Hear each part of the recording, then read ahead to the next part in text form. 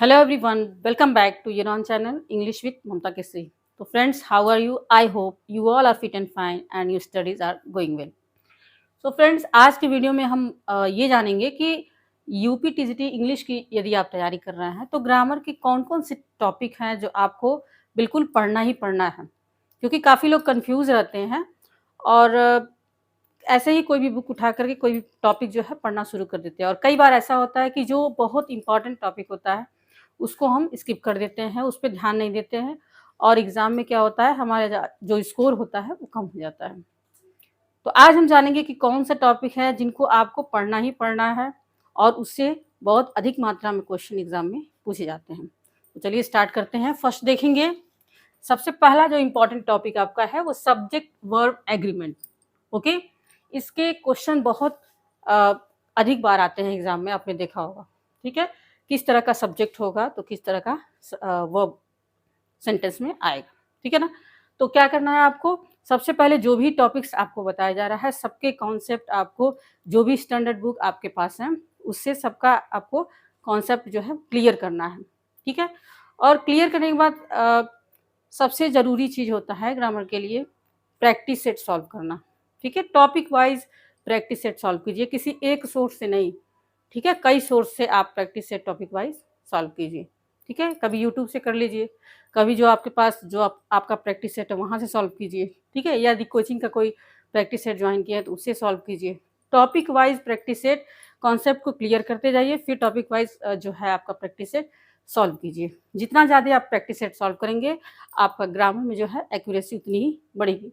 तो सबसे important topic आपका है सब्जेक्ट वर्ब एग्रीमेंट। इसका कोई भी कॉन्सेप्ट आपको छोड़ना नहीं है।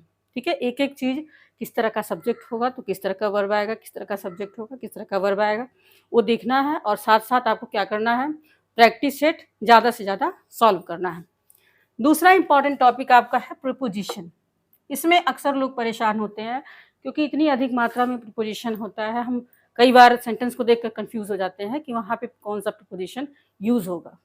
तो इसमें एक्यूरेसी लाने का एक ही तरीका है कि बहुत ज़्यादा आप प्रैक्टिस सेट सॉल्व कीजिए। जितने तरह का प्रीपोजिशन हो सकता है एग्जाम में, जितने तरह का क्वेश्चन बन सकता है आप उसको सॉल्व कीजिए, एक्यूरेसी आपकी अपने आप आ जाएगी। तो इस पे ध्यान देना है। नेक्स्ट आपका टॉपिक है पंक्चुएशन। पंक्चुएशन को अक्सर लोग पढ़ के ही नहीं जाते हैं। हमें ये लगता है कि पंक्चुएशन तो हमें पहले से आता है, इसको तो हम वैसे ही कर लेंगे, इसको पढ़ने की क्या ज़रूरत है। लेकिन छोटा-छोटा मिस्टेक आपको जो 4 ऑप्शन दिखाई देंगे, चारों में बहुत ही माइनर मिस्टेक होगा, जो कि हम बिना पढ़े जाते हैं, तो हम पकड़ नहीं पाते हैं और हमारा एग्ज़ाम में क्वेश्चन जो है वो गलत हो जाता है। तो पंक्चुएशन भी है, कई बार आपने देखा होगा 6-6 क्वेश्चन, 7-7 क्वेश्चन सिर्फ पंक्चुएशन से ही आते हैं। तो इस टॉपिक को भी आपको इग्नोर नहीं करना है। पंक्चुएशन बिल्कुल ध्यान से पढ़ के जाना है कि कहाँ कॉमा लगता है, कहाँ सेमीकोलन लगता है, कहाँ डबल इन्वर्टेड कॉमा लगता है। ठीक है? तो इसका जो भी चीज़ें हैं पंक्चुएशन के बारे में, इसको आपको पढ़ के जाना है। फोर्थ आपका टॉपिक है नरेशन। नरेशन से हमेशा ही एग्ज़ाम में क्वेश्चन आते हैं। ठीक है, कभी डायरेक्ट को इनडायरेक्ट में बदलना होगा, कभी इनडायरेक्ट को डायरेक्ट में, कभी-कभी सेंटेंस दे दिया जाएगा और पूछा जाएगा कि कौन से डायरेक्ट ये नरेशन है या इनडायरेक्ट है। ठीक है ना, डायरेक्ट स्पीच है या इनडायरेक्ट स्पीच। तो इसको अच्छे से जो भी इसका कॉन्सेप्ट है आपको तैयार करके जाना है और ज़्यादा से ज़्यादा प्रैक्टिस सेट सॉल्व करना है इससे रिलेटेड। और ख़ास करके जो एक्सेप्शन होते हैं, अपवाद होते हैं ग्रामर में, उसको आपको ज़रूर पढ़ के जाना है। फिर नेक्स्ट देखेंगे करेक्ट सेंटेंस। ठीक है, करेक्ट सेंटेंस ये भी अक्सर एग्ज़ाम में काफ़ी मात्रा में क्वेश्चन होता है। 4 सेंटेंस आपको दे दिया जाएगा जो एक ही तरह का होगा और उसमें बहुत ही माइनर मिस्टेक होगा और ये जो मिस्टेक होगा वो किसी भी लेवल पे हो सकता है। या तो नाउन का मिस्टेक होगा, ठीक है, आर्टिकल का मिस्टेक हो सकता है, वर्ब का हो सकता है। तो जब सभी कॉन्सेप्ट आपके क्लियर होंगे तब आप तुरंत जान जाएंगे कि उसमें कौन सा वर्ड जो है, कौन सा सेंटेंस जो है करेक्ट है। तो इस तरह का प्रैक्टिस सेट भी आपको करेक्ट सेंटेंस का भी सॉल्व करके जाना है। नेक्स्ट आपका टॉपिक है ट्रांसफॉर्मेशन। ठीक है, ट्रांसफॉर्मेशन में कई तरह के क्वेश्चन बन सकते हैं। ठीक है, एक्टिव को पॉजिटिव में चेंज करना, पॉजिटिव को एक्टिव में करना, फिर ठीक है ना, डायरेक्ट इनडायरेक्ट, ये भी एक तरह का ट्रांसफॉर्मेशन ही है। तो ट्रांसफॉर्मेशन में जितने भी टॉपिक बन सकते हैं, आपके पास जो बुक है उसे देख लीजिएगा और उसको बहुत ही अच्छे से तैयार करके जाना है। नेक्स्ट एक टॉपिक है, ये भी बहुत ही इंपॉर्टेंट है, इस पे भी आपको ध्यान देना है, सिंपल कॉम्प्लेक्स कंपाउंड। ठीक है, तो सबसे पहले तो आपको इसका कॉन्सेप्ट क्लियर करना है कि सिंपल सेंटेंस किसे कहते हैं, कॉम्प्लेक्स किसे कहते हैं, कंपाउंड किसे कहते हैं, ठीक है ना। फिर आप चेंज करेंगे कि सिंपल को कॉम्प्लेक्स में बदलने के लिए दे देगा, या फिर कॉम्प्लेक्स को कभी कंपाउंड में, कंपाउंड को सिंपल में। तो जितने भी तरह के सेंटेंस बन सकते हैं, ये 2 बुक जो मैंने बताया था, केपी ठाकुर और रेन एंड मार्टिन, ठीक है। रेन एंड मार्टिन में भी काफ़ी अधिक मात्रा में इस तरह के क्वेश्चन दिए हुए हैं, सिंपल को कॉम्प्लेक्स में, कॉम्प्लेक्स को कंपाउंड में, ठीक है ना। तो इसको आपको सॉल्व करके जाना है। फिर नेक्स्ट टॉपिक आपका है वॉइस। वॉइस जानते होंगे, एक्टिव वॉइस, पॉसिव वॉइस, इसको भी अच्छे से पढ़ के जाना है। इससे भी रिलेटेड जितने भी प्रैक्टिस सेट है आपको सॉल्व करना है। फिर एक और important topic, correct forms of verb, ठीक है। ये भी काफ़ी इंपॉर्टेंट टॉपिक है, काफ़ी मात्रा में क्वेश्चन इससे पूछे जाते हैं। तो करेक्ट फॉर्म ऑफ वर्ब की भी जितने भी प्रैक्टिस सेट बन सकते हैं उसे आपको सॉल्व करना है। फिर 10 नंबर देखेंगे, which part contains an error, ठीक है ना। एक सेंटेंस लिखा होगा, उसको कई पार्ट में बांटा गया होगा ABCD करके, और किसी एक पार्ट में एरर होगा, मिस्टेक होगा। आपको पता करना है किस पार्ट में एरर है, और ये एरर जो है वो किसी भी तरह का हो सकता है।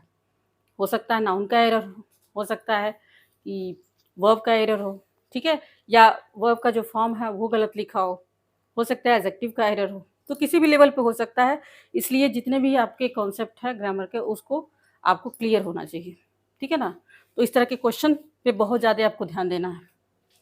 नेक्स्ट है क्लॉज।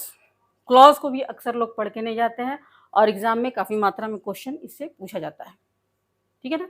तो क्लॉज का पता लगाने के लिए भी क्वेश्चन आ सकता है कि ये सेंटेंस, दिए हुए सेंटेंस में जो क्लॉज है, और नाउन क्लॉज है, एडजेक्टिव क्लॉज है, एडवर्ब क्लॉज है, किस तरह का क्लॉज है, ठीक है ना।